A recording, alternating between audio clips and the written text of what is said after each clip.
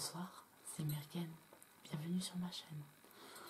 Alors, le Papa Noël est passé et j'ai dû être assez sage cette année parce qu'il m'a amené plusieurs jeux pour embellir ma collection et certains que je voulais depuis un bon moment. Donc je voudrais vous présenter aujourd'hui l'oracle du messager. Alors le Père Noël m'a aussi amené ce beau tapis de cartes, donc en velours violet. Et là vous pouvez regarder le symbole de la déesse par la lune. Donc ça c'est d'origine plus Wiccan, en pleine lune et les deux croissants. Et vous avez un pentacle de protection au milieu et entouré d'un cercle. Donc pour ce qui est de l'oracle du messager de Ravine Filian, alors c'est un oracle avec une boîte très dure, donc facile à emporter. Et c'était l'esprit, l'univers un petit peu qui me plaisait, j'avais envie de l'avoir. Il est très proche de la nature. Donc voilà comment il se présente.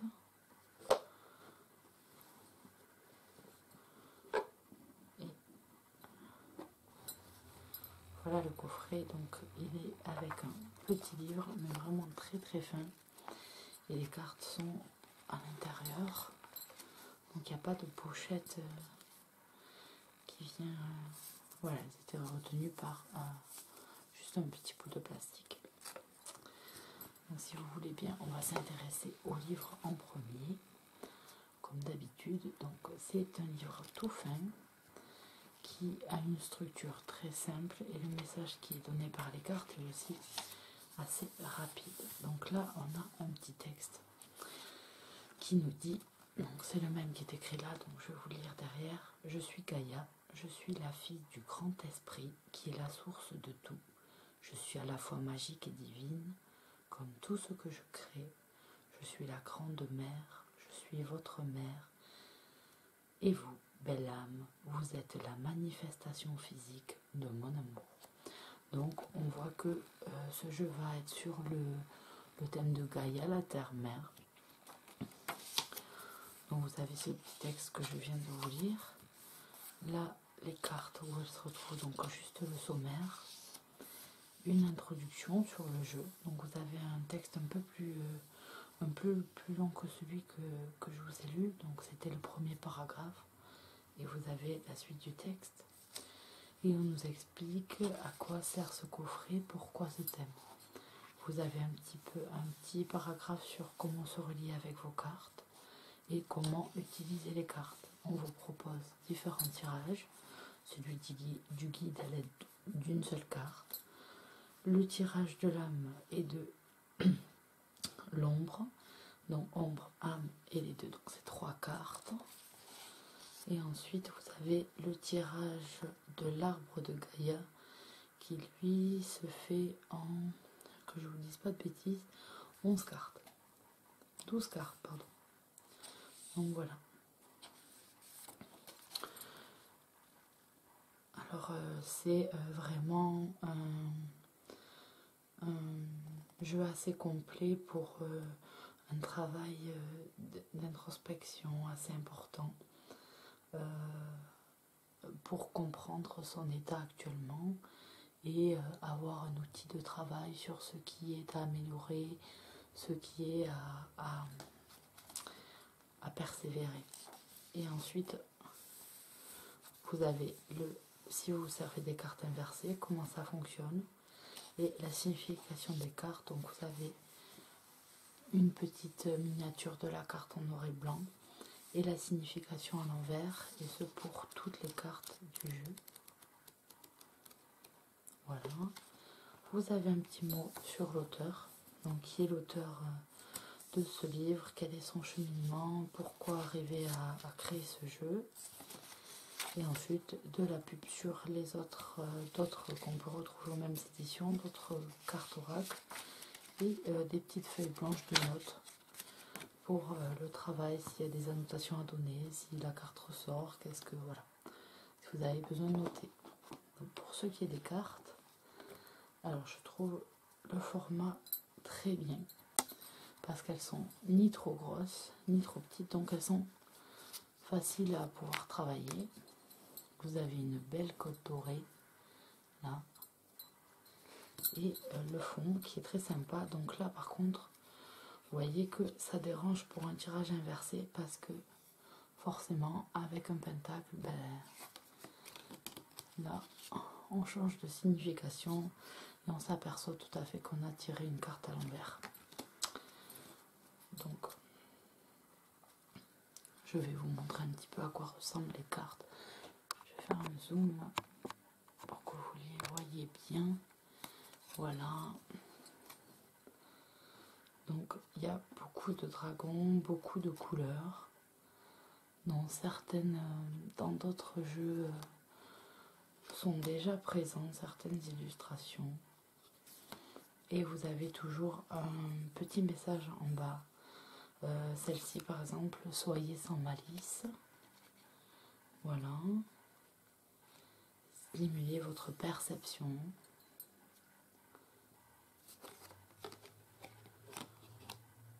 Donc voilà. Vous avez des personnages, donc vous voyez un monde un petit peu, une inspiration un petit peu celtique, avec comme Cernunnos, vous avez les bois des cerfs, vous avez un aigle. Après elles sont très très jolies. Hein. La maternité avec une sorte de nymphe enceinte. Voilà.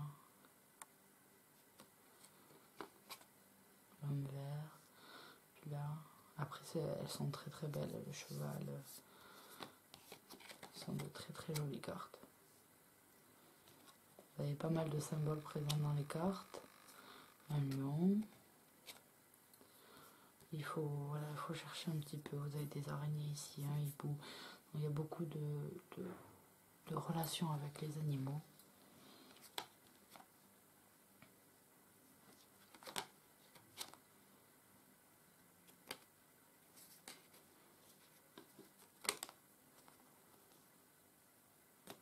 Ils sont vraiment très jolis. Bien les couleurs de celle-là. Un chat hibou un peu. Un dragon. Un cheval de feu. Un paon. Double plumage.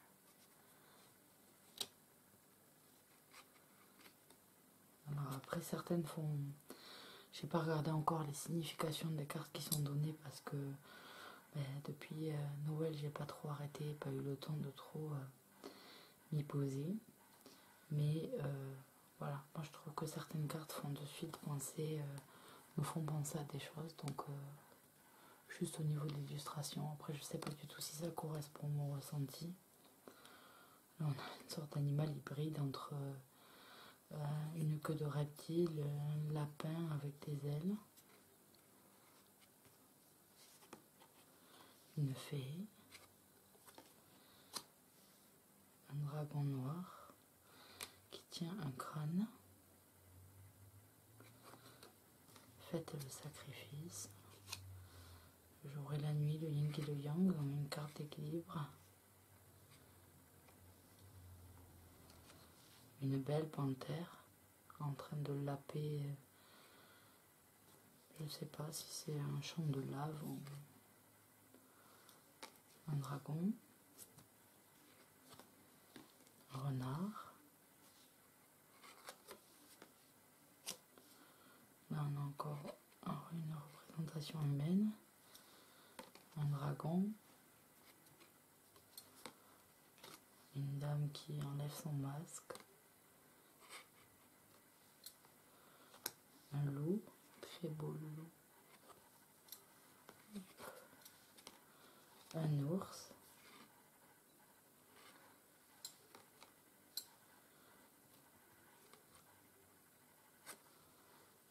alors je sais pas où c'est que j'avais vu là, ça ou de quelle tribu ça vient, mais les Indiens d'Amérique, certains disaient que le jour où les ours auraient disparu, ça serait la fin de l'humanité. Alors quand on voit la chute des glaces, la disparition petit à petit de ces bêtes, ben, on se pose des questions un petit peu.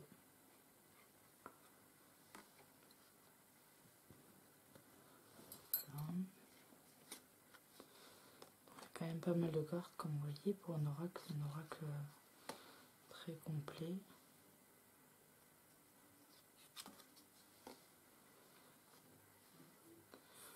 Une tortue.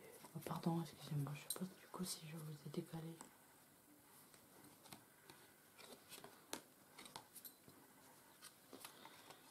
Alors, une tortue. Ce que je voulais vous dire sur la tortue, c'est par exemple en Indonésie, c'est le monde est porté par une tortue. Et pour expliquer les tremblements de terre, chez les hindous, ils pensent que par exemple, quand il y a un tremblement de terre, c'est que la tortue s'est endormie et elle ne bouge plus. Du coup, les gens sortent dans la rue avec un maximum de choses qui peuvent faire du bruit, des casseroles, des cloches, ce que vous voulez. Et ils font un max de bruit pour essayer de réveiller la tortue et que ce tremblement de terre arrête quoi.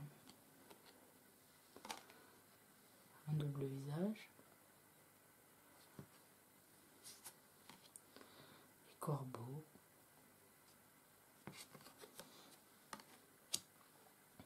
Donc on voit beaucoup d'inspirations différentes dans ce jeu, des inspirations celtiques, des inspirations un petit peu amérindiennes avec la présence de certains animaux. Et donc la 49 où des dragons viennent entourer diverses créatures et on retrouve l'humain en bas. Et pour finir, voilà, un dragon qui tient un œuf en train d'éclore et plein de lumière.